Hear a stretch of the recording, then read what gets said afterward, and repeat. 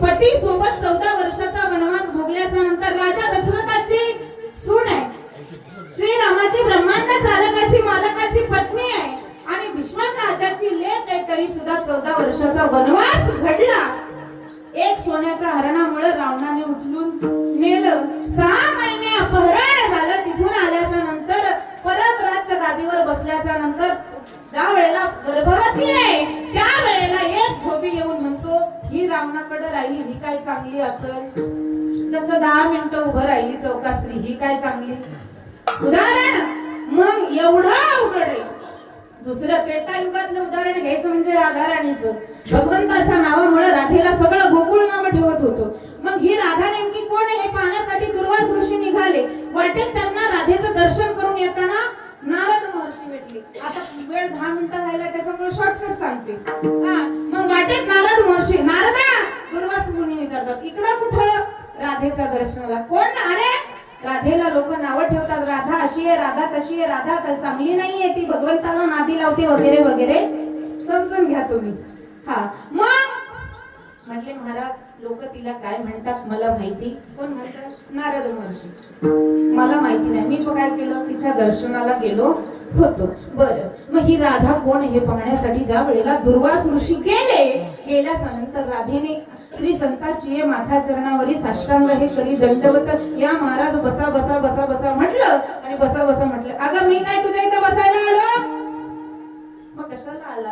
अगं तू कोण आहे हे बघायला आलो. तुला माहितीये का सगळे तुला लोक काय ठेवतात, नाव ठेवतात. ती म्हणते महाराज लोक मला काय म्हणतील हे मला माहिती नाही. दिन रजनी हाची धंदा गोविंदाचे पवाडे, रात्र न कळे दिवस न कळे, अंगी खेळे दैवत हे न कळे दिवस की रात्री, अखंड लागली से ज्योती, आनंद लहरीच्या गती वर्णो मी किती तया सुखा. लोक मला काय म्हणतात हे मला माहिती नाही, पण माझे एकच आहे, वाळोत जन मज म्हणोत शिंदन, वाळोत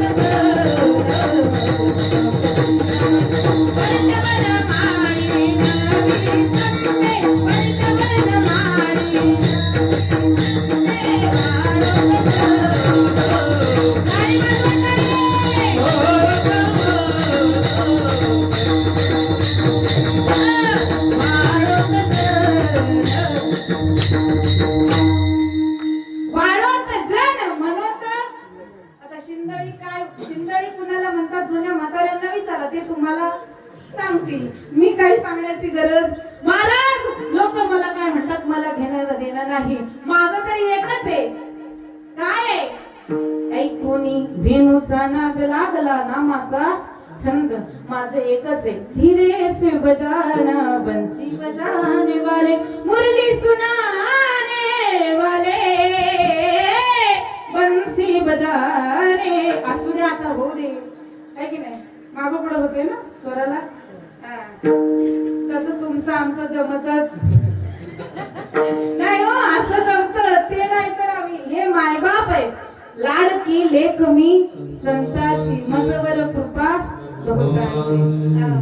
परमार्थामध्ये महाराज जुन्या काळात आम्ही लहान असताना, तुमच्यापेक्षाही लहान असताना आळंदीत बाबा रांगण्यात मंदिरात लहानपण गेलो, माऊलीच्या मंदिरात.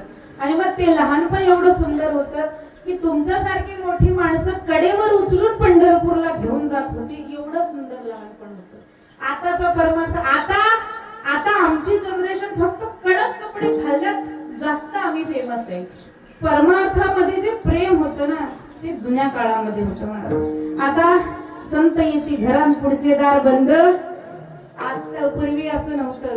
ज्या वेळेला येत होते त्या वेळेला अहो शालूचा घड्या टाकायचे. घड्या मराठवाड्यामध्ये अशी परंपरा आहे.